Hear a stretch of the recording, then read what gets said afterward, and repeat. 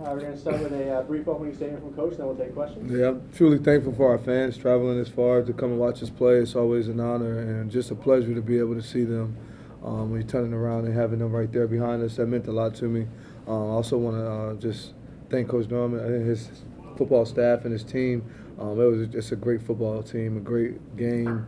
Just really enjoyed competing against them. You know, him being like one of the guys in the conference, one of the better football coaches in the conference, and coming here having a chance to compete against them at NC State. Just coming here, my first college football game was at NC State, so having the opportunity of coming back here and being able to coach for my first away game in the conference, it was cool to go against just such a fantastic football coach and his staff and the team. Questions with Emily? And we saw Trevor take a pretty hard hit at Yeah. the end of the game, going to the 10th. How's he doing right now? He's straight. I just talked to him. He was going to be cool. He'll be fine. He'll be straight, ready to play the next game. He's a tough kid, so he'll be good. And then just decision-making question, you let us inside a little bit, that 4th and 7 there at the end, decided to go for it with Jackson instead of take the kick there. Yeah, I mean, it was still been 2 scores anyway, so it was the same thing. And I figured that I didn't think they would go 96 yards, and they did go 96 yards. So, I mean, it's just the monotony of football, things that happen that way.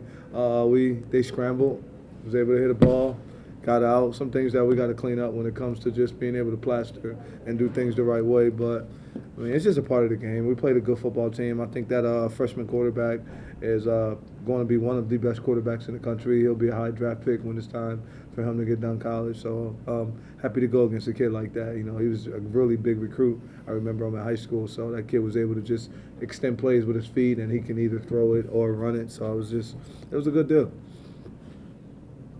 Coach Fran? Talk about capitalizing on 3 turnovers and scoring Yeah. on the offense. Talk about the importance of that. I mean, we finally got a little bit of our complementary football that we wanted to get out there and play with each other. I've been talking about that for a while, of us getting a turnover and then being able to go and do things. And the offense is just really good. We got a great leader in Kyle McCord and him and LaQuint Allen. So those guys were just able to capitalize off a lot of those turnovers that we had. Defense put them in good position, able to go score. I was very happy with the defense. A lot of the things, of course, they got a couple big drives that we've gave up into the half and towards the end of the game, but they were able to get some turnovers, you know, and those turnovers were key. The best thing that I looked at was when they did give up a big play, they didn't flinch the next play. And most of the time when you give up a big play, the next play, guys still have their head down. We was able to give up a big play, then they forced a fumble, gave up a few plays, then all of a sudden the same guy gets an interception, give up a big play, then we get a sack, and the next time you get the ball. So it's just like keep playing, you know, and that's all a part of the R in our dart, which is be relentless. And I felt as though the defense was relentless today and allowed them not to score as many points. Yeah, 3 guys had over 6 receptions today. How do you think Kyle spreading the ball around while also running with Quint in the backfield just opens up so many things for his offense? Yeah, I mean, Kyle's he throws who's open. I mean, everyone to get the football. I think OG was like money on 3rd down. Early on, it was Trevor. Then it just moved on to Jackson Meeks.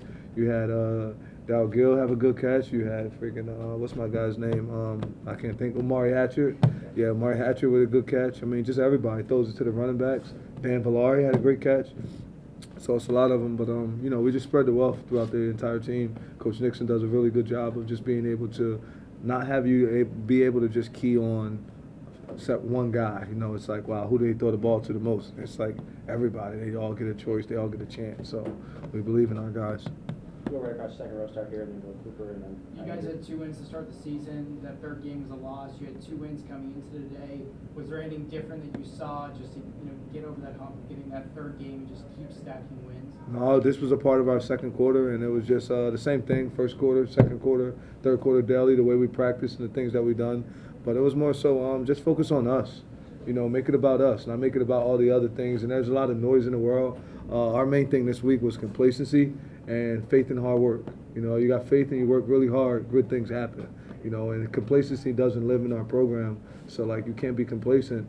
And we just talked about being able to sustain success. You know, a lot of people can't do that because when good things happen, they start to do things opposite instead of sticking to the script. Let's just come to practice the way we practice. Like, practice allows you to be able to compete in the game. And we believe every one of our games are going to be close. So, like, we just prepare for close football games, and then we just continue to play.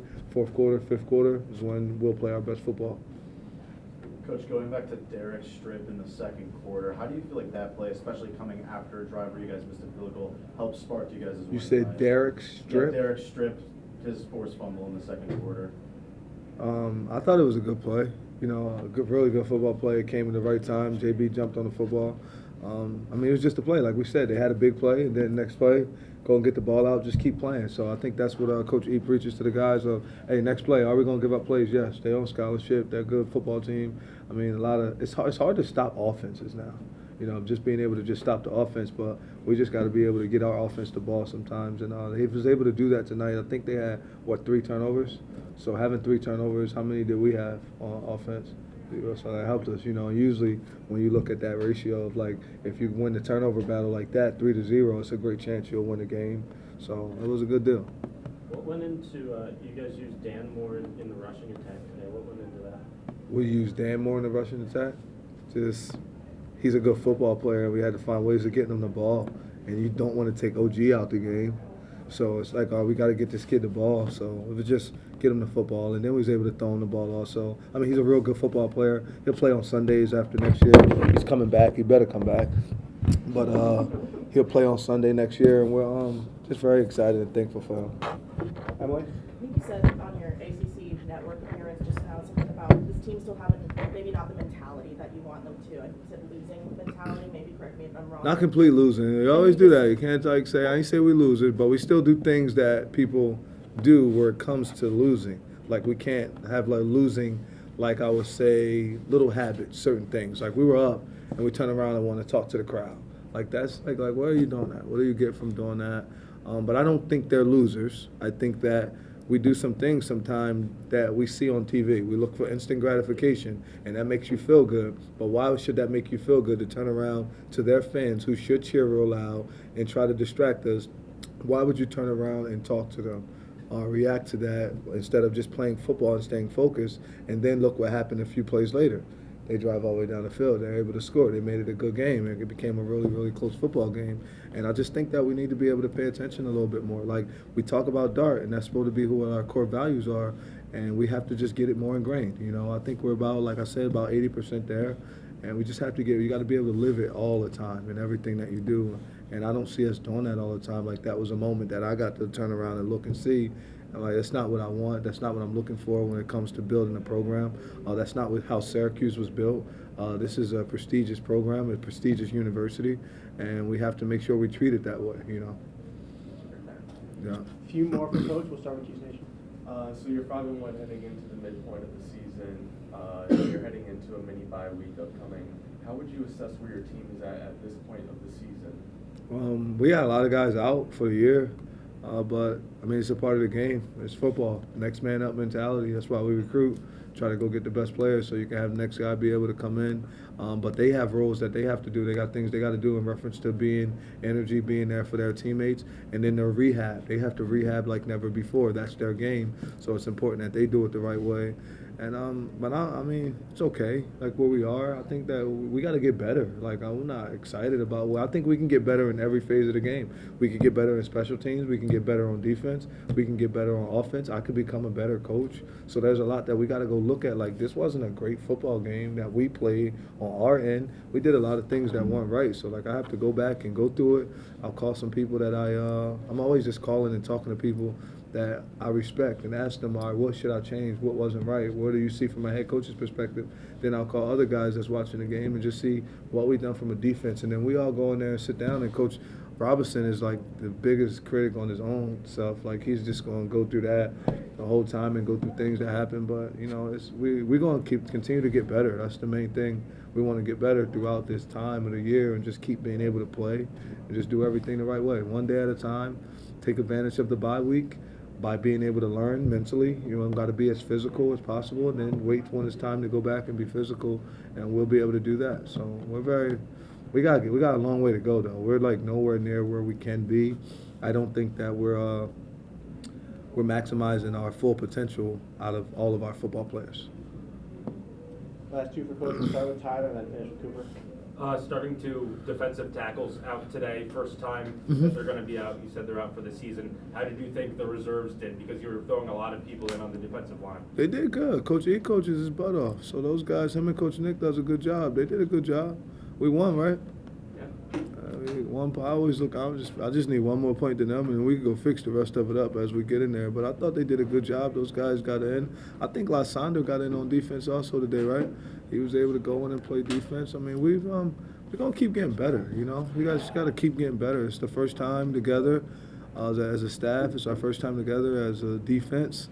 And there's a lot of things to learn on defense because you got to stop the offense who's been together for a while. So I thought they did pretty good. You know, I was excited for those young guys to get the opportunity to go in and play. And Cooper to finish us.